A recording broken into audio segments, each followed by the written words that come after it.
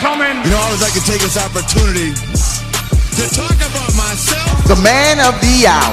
And let me tell you something, Daddy. When you're the man, you make history every time you step foot in this ring. And that's the bottom line. Sweet Wrestling Podcast.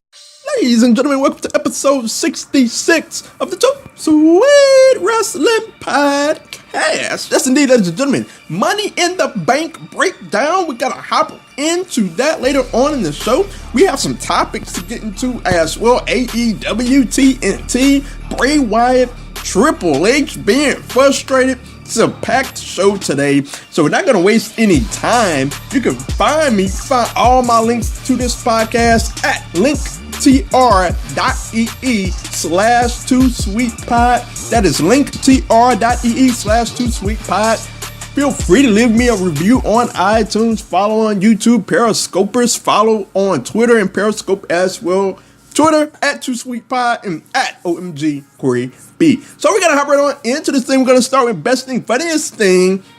And funniest thing is kind of funny and the saddest thing of the week. The Kabuki Warriors, like Asuka and Kairi Sane is out in the ring. They're out there with Paige, and Paige reveals the new tag team named the Kabuki Warriors. Like, what are people thinking backstage? Like, as soon as I heard it, I was like, what is that?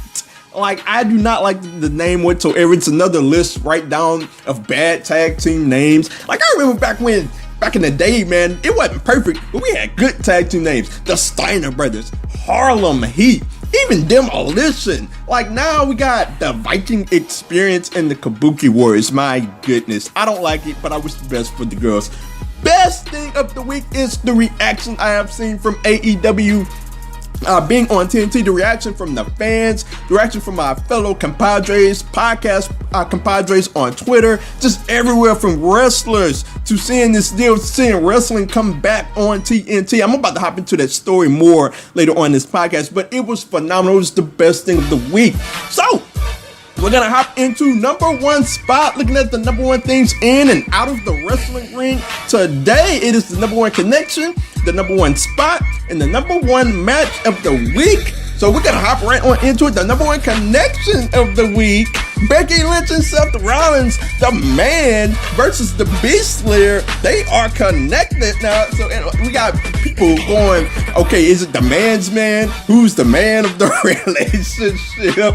And it's pretty funny, but it's pretty awesome as well to see them connected. And everybody loves it. Everybody just on Twitter loving every bit of it. So moving on, the number one spot of the week, I'm going to give it to Dana Brooke. She faced off with Naomi, Natalya, and Nikki Cross in a four-way, not a fatal four-way, but it was a four-way. And it was a pretty decent match on Monday Night Raw. She had a spot off the ladder where she dove onto the rest of the competitors, and I liked it. It was a pretty decent match. Number one match of the week goes to Impact Wrestling. It was OVE versus Tommy Dreamer, Rich Swann, Willie Mack, and Fallah Bahh. It was a phenomenal main event with a lot of spots. OVE picked up the victory, and I enjoyed the heck out of that match. Loved every bit of it. So that is number one spot for this week. We're going to hop into these stories quickly because we have a Money in the Bank breakdown, to get into. All Elite Wrestling. It is here, ladies and gentlemen. It was rumored for months, but now it is here.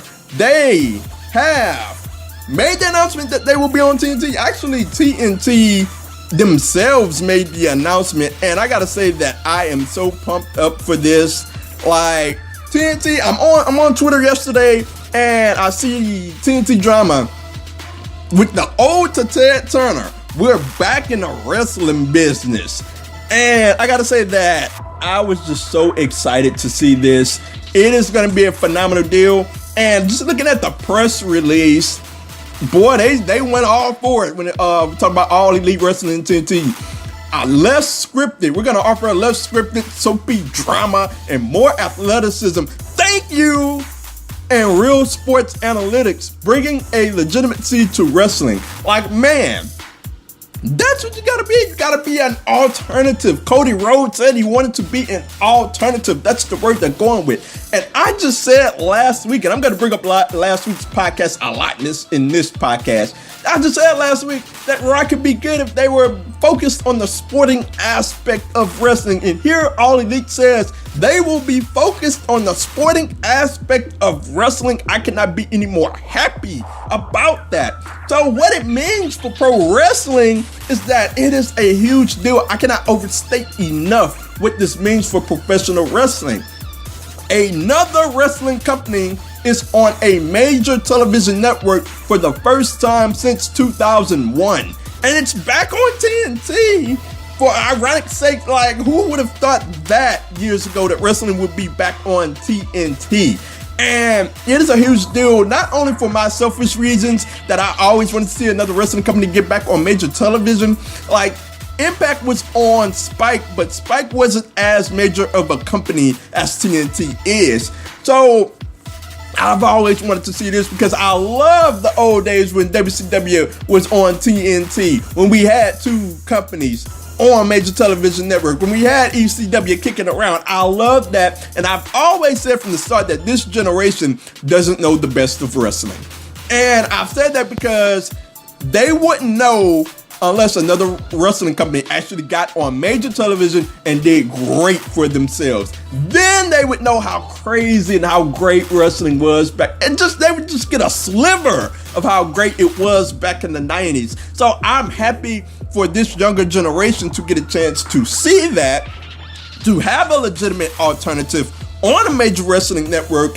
And it is just a phenomenal thing for wrestlers themselves. It gives them another chance, just another company to make money to. You don't have to take WWE stuff if you don't want to. You can go to All Elite Wrestling. You can go to many companies, New Japan, Impact Wrestling, Ring of Honor. There are a lot of companies out there that are doing well for themselves, but All Elite Wrestling has all of the news today, and it is just a phenomenal thing, and I cannot wait to see it get going.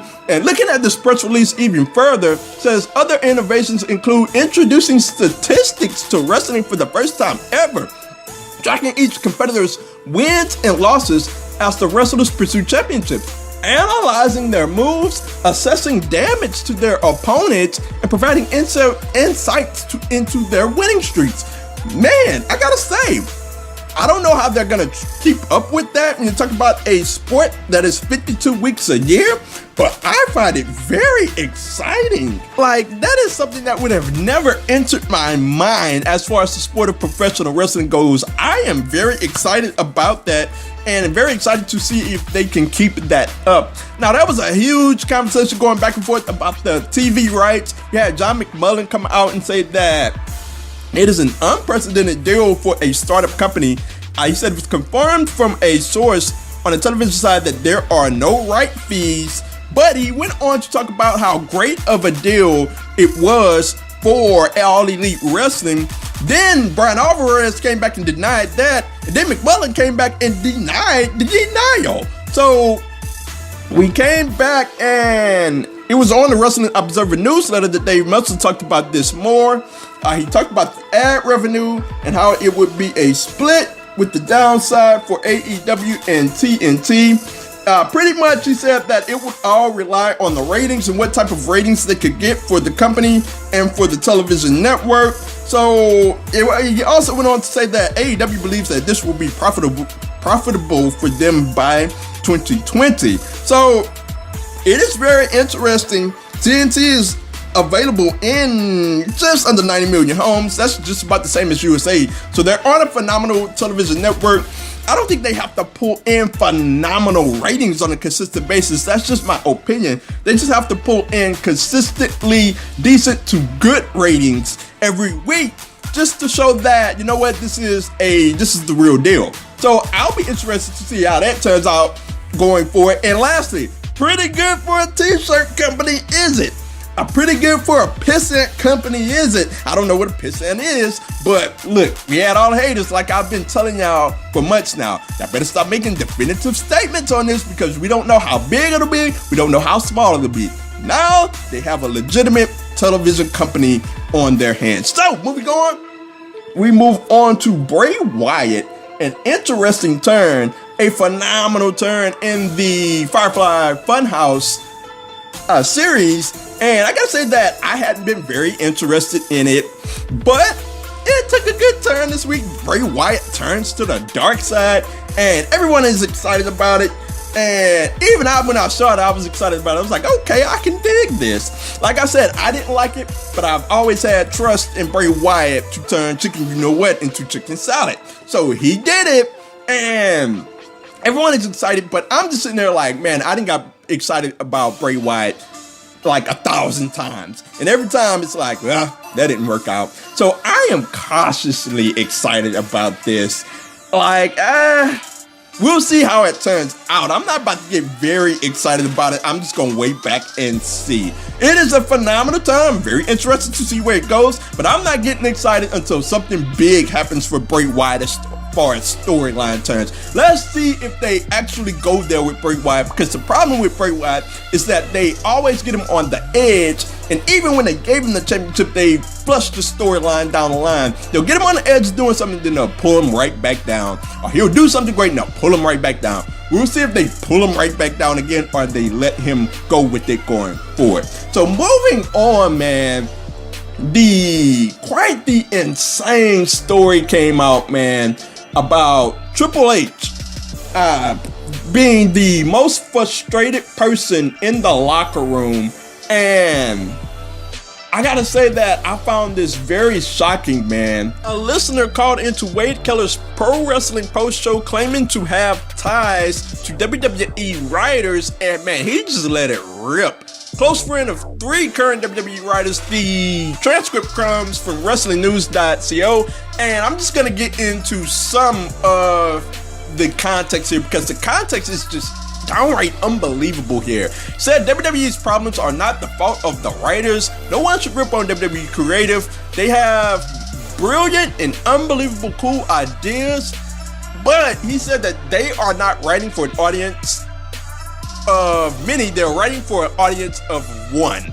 And man, that is just crazy, because I ripped on WWE creative just last week on the podcast, and I know that you hear all the stories that, okay, WWE creative writes all of these things, and at the last minute, you know who goes in and rewrites everything, and that is just crazy on itself. They get all of their ideas torn up. Moving on, he said that the most frustrated person in the back every single night is Triple H. I always take these NXT guys under his wing, and it looks like he's consoling them, and he just looks like the most frustrated person in the building. For months now, for years now, I always say, man, Triple H has to do something, man. And when it comes down to these NXT call-ups are going south, and I see that, you know what, there's nothing that Triple H can actually do, because Vince McMahon is running the show. The much that he can do is console them. And it is a very sad thing, because man, you see so much promise in this NXT girls and guys. You know, it's not everybody that doesn't work out, but it's just the majority that just doesn't work out. And even if you look recently at the guys who aren't working out in NXT who goes up to Raw and SmackDown, and it is very depressing. It has to be very depressing for Triple H as well. Moving on to more context, the wild card rule was not in the script on the morning of the show. That's not a surprise at all, because the very podcast I talked about it, or the very YouTube video that I talked about it, I said that the wild card thing felt like something that got made at the last minute. Not a surprise at all. Moving on to more context, the Superstar shakeup changed week to week and didn't pan out how it was originally laid out months ago. Everything changed because Vince decided to change it. Man, that is just typical of Vince McMahon. Like, they had stuff laid out months ago. Now, this is just coming from the caller. Whether you want to believe it or not, look, it sure lines up with the things that you hear about Vince. Even I think it was Sean Ross Sapp that came back and said many of those stories line up with what I've heard. And like, you see these things with Vince, all you can do is shake your head, man. And it also goes on to say, he talked about the turnover with so many people backstage quitting or being fired. He said that the caller emphasized that the problems in WWE are not creative fault, and Vince McMahon is the one person who deserves all the blame. He takes suggestions, but those suggestions never make it on TV. And basically, these writers are pretty much writing for Vince McMahon, as I said earlier. Like, it is worse than I originally thought. Because originally I'm thinking, okay, they're writing to the best of their abilities. But you see that the guy goes on to say that they are writing for Vince McMahon. And like, if I'm a writer, if I'm back there in creative, you're either thinking I'm gonna write the best of things, or I'm gonna write for Vince McMahon in order to keep food on my plate. And I understand it. It goes on to say that the money is good, but many writers find it very frustrating. I can understand how that could be very, very frustrating. And like, the context, like I said, is unbelievable. Says that Vince is in the announcer's ear to a sentence, and he gets on them for tiny mistakes. I just talked about how you can relate everything to Vince McMahon, including the announcing. That's why I don't like the announcing. And it is a very disappointing thing to see. And man, what more can you say, man? I understand the frustration of Triple H. I cannot wait till that guy takes over, because I know, deep down in my heart, I don't know that guy, but I know that he loves the sporting aspect of wrestling. You can just see by how he runs NXT. And things like this just depress me about wrestling. I feel bad for the writers that get the blame. I just blamed them last week. And to this day, I will never blame WWE Creative again, because I know how it's run. Vince McMahon gets the final say. So we're gonna move on into Money in the Bank predictions. And I gotta say that the build to Money in the Bank, it's been decent at best. There are a lot of things about it that I don't find very interesting, but here we are. Moving on, like, can we get a different theme for Money in the Bank? I don't mean to be a stickler, but the theme for Money in the Bank, money. Like, can we get a different theme? It's annoying. But that's beside the point. We're gonna hop into the matches. First up, we're gonna do it different this time around. We're gonna start at the top. Seth Rollins versus AJ Styles. Like I said, the build to Money in the Bank, not very great. This build has been very disappointing. Like I've said from the start, it's like they got in the room and said, you know what, we got to turn one of you guys heel, or one of you guys has to play the heel role. And I don't think they had to do it like that. Like, I really thought that it could have been Seth Rollins versus AJ Styles, good guy versus good guy. We're gonna clash because I want the title that you have. They could have went like that, but they went the route that they did, and it has been a disappointing build. Doesn't feel like a dream match is coming up. Feels like a big match is coming up. It is Seth Rollins versus AJ Styles. It is going to be a phenomenal match. No pun intended. Your winner, Seth Rollins just won the title. I cannot imagine that they go with AJ Styles here. So I will be going with Seth Rollins to pick up the victory here. We'll see how it all turns out, because normally, after Money in the Bank, we have these rematches coming up at these Saudi Arabia events. So we'll see if we get a clean finish here. I'm going to go with Seth Rollins to pick up the victory. Kofi Kingston versus Kevin Owens. I'm not disappointed by this build. I just felt like there could have been more, because Kofi Kingston got caught up in the wild card rule. And they wanted to do so much with Kofi Kingston that we kind of neglected the Kofi Kingston and Kevin Owens feud just a little bit. They did just enough to keep me interested in it. And I enjoyed what went down on the recent episode of SmackDown. Kevin Owens laid it to Kofi Kingston. I loved every bit of it. The heel has to look good, laying beating down the face heading into the pay-per-view. I love that, especially when it's Kevin Owens. But the match itself, I expect it to be a phenomenal match. Kofi Kingston and Kevin Owens, they have great chemistry. We haven't seen that many matches with these guys involved with each other, but I expect it to be a great match. The only problem here is neither guy can really afford to lose. Kevin Owens just turned heel, and it's like, okay, he came back and he lost his first match to Daniel Bryan. And now he's back as a heel, and it's like, hey, he's gonna lose again? Kofi Kingston can't afford to lose because he just won the title just a month ago.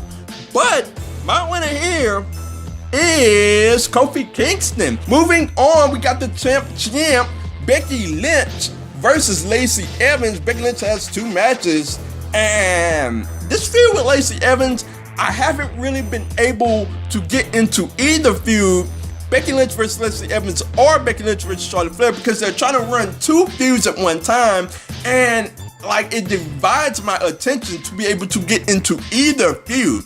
The back and forth with Becky Lynch and Lacey Evans, the brawls that they've had have been decent enough. I've enjoyed those. I've enjoyed that aspect of the build. But overall, the build itself has been decent at best, because you're trying to do Becky Lynch, Lacey Evans, and Charlotte Flair, and that just does not work out. It's not good for business, not best for business. But as for the match itself, I expect it to be a good match. I'm not going to complain about that. We're going to get good wrestling. Becky Lynch versus Lacey Evans. As for who wins, this is a tough one actually, but I'm going to go with Becky Lynch to pick up the victory over Lacey Evans. I just do not believe that they have Lacey Evans pick up the victory, although it wouldn't surprise me with Vince. I don't think they would have Lacey Evans pick up the victory in her first title shot. So, moving on, Becky Lynch gets the win here. She moves on to Charlotte Flair. And, man, I'm sick to death of Becky Lynch versus Charlotte Flair. Every time I turn around, Charlotte Flair, Charlotte Flair, Charlotte Flair, Charlotte Flair. It's like, let's do something else, man. And every time I turn around, every time I hear that music, it's like I drop my head, like, oh, again? And we have Becky Lynch versus Charlotte Flair here. Look, I'm not going to complain that much because it's going to be an excellent match. They have phenomenal chemistry. Let's just get that out the way. It's going to be a great match, but I'm tired of seeing it. At the end of the day, I am sad to say that I really think Charlotte Flair is picking up the victory here. She is going to be like either an 8-time champion or a 9-time champion. I'm telling y'all, she's on the road to breaking Ric Flair's record 16 times. That's what Charlotte Flair is going to be doing. I'm telling you, that's what they're doing this for. Charlotte Flair is going to pick up either her 8th title reign or her 9th title reign. That is crazy. Like I always say, Charlotte Flair is really good, but she is not that much better than the rest of the roster. I don't even think she is better than Becky Lynch or Asuka. That's just my opinion, but obviously WWE sees it another way. Charlotte Flair picks up the victory here and is on the road to breaking Ric Flair's record. So moving on, we have the women's Money in the Bank match. Like I said, as far as builds go, I have not been interested in this at all for the most part. But what I expect, like I said, a phenomenal match. I'm not going to complain about getting a phenomenal match on a pay-per-view. I expect it to be really good. So, looking at the competitors, I always break the Money in the Bank matches down like this. Who has the best shot of winning and who doesn't have a shot at all? No chance. That's what you got. That's what we're going to look at here. So looking at the people who do not have a chance to win. Alexa Bliss, she held up the Money in the Bank briefcase. Look, I am one of the people that watch the go-home shows and be like, oh man, Alexa Bliss held up the briefcase. She ain't winning. So Alexa Bliss is out. Naomi is out. I don't think she's winning as much as I'd love to see that happen. Natalya is out. Dana Brooke is out. Carmella, I could see it happening, but I don't think she's going to win. She's out. So it leaves us Bayley, Mandy Rose, and Ember Moon. From that perspective, I think Ember Moon is out as well. And I think it's a dead heat tie between Bayley and Mandy Rose, because knowing Vince McMahon, I could see Mandy Rose winning this, even though I don't have a problem with Mandy Rose because she's improved significantly. At the end of the day, I'm going to pick with my heart and a little bit with my head, and I'm going to say that Bayley picks up the victory, wins the Money in the Bank briefcase, even though I really feel the Money in the Bank briefcase is really a heels thing. We'll see how it all plays out going forward. Moving on to the men's Money in the Bank ladder match, we have Ricochet, Drew McIntyre, Baron Corbin, Finn Balor, Ali, Andrade, Sami Zayn, and Randy Orton. Who doesn't have a chance to win here?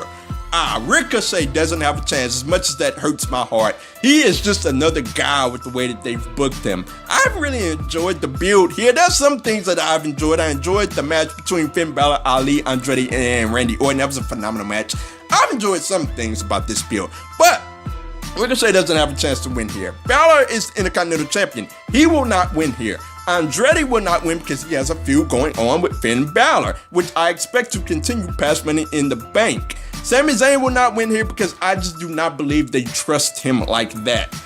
Randy Orton is not winning because what would be the point if Randy Orton wins? Like, I don't want to see that at all. So that leaves us Ali, Baron Corbin, and Drew McIntyre. All guys have a good chance to win. Ali, he had his shot taken away from him. So that's a story there for him to win. Baron Corbin has a shot to win because it's WWE. I could totally see that happening. But the person that I do believe is winning is Drew McIntyre. He needs some type of huge win in this current WWE run, and this would be it. He is a heel, and I think that he would use that greatly. I think that Drew McIntyre would definitely pick up the victory here. It will be a phenomenal match.